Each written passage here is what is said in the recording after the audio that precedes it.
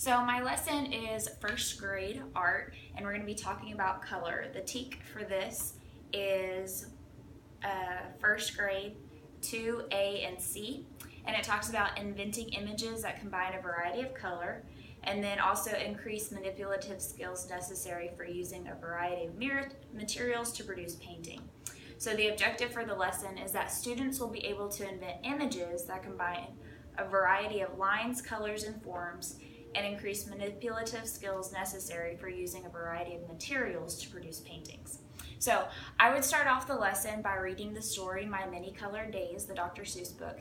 And as I go through it, I would talk to the kids about the color that was used. I would ask them what they think the emotion is in the story, what kind of a day you think they're describing, and what kind of things they would see that are that color. And so I would continue that process as they introduced each new color. After that, I would do the direct teach, and for that portion, I would play a video that sings a song showing the difference between primary colors and secondary colors, what they are, and why they're important. So I would play that for the kids, and after that, then I would review with the kids, okay, what are primary colors, what are secondary colors, which colors are primary, which colors are secondary, and as I'm reviewing that, I would use visuals that I could put up on the board behind me. That way they could visually see the primary and the secondary colors. So after that, I would go into our lesson and what we're going to be doing, and I would explain to them that just like in our story, My Many Colored Days, how there are a bunch of different colors that they used, all of those primary colors is what helped create the secondary colors and any of the other colors that they saw in the book. So we're going to be creating our many colored days. And so the art project that they would do, it would end up looking like this. So what they would do is they would start off with painter's tape and white cardstock. And so I would walk them through the process. First, I would model for them by showing them mine and showing them what it looked like. And then I would have each of them kind of help me create my own for the guided practice. So I would put up a piece of cardstock on the board. I would go ahead and show them how to do the painter's tape, so I would put that on the cardstock as well.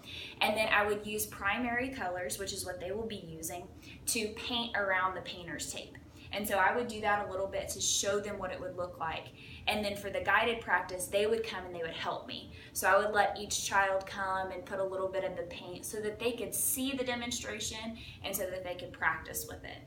And then for independent practice, they would do it themselves. So they would use the painter's tape to create the first letter of their name to represent them, and then they would use the different watercolors to paint and represent their many colored days.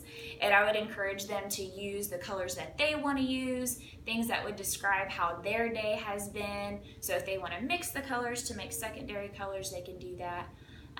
And then at the end, we would close by having everybody show their artwork, show their finished project, and then talk about why they chose the colors they chose. I would ask them, okay, which colors are primary, which colors are secondary, and different things like that, so that I could understand that they were getting it. Finally, for assessment, I would make sure that as they're doing the independent practice, I would be walking through and I would be talking to the kids, asking them about primary colors and secondary colors. But then I would also take their artwork and I would make sure that I took a picture of each student's artwork so that I could add that to their portfolio, so that I could watch their progress as they go on. And that would be my lesson.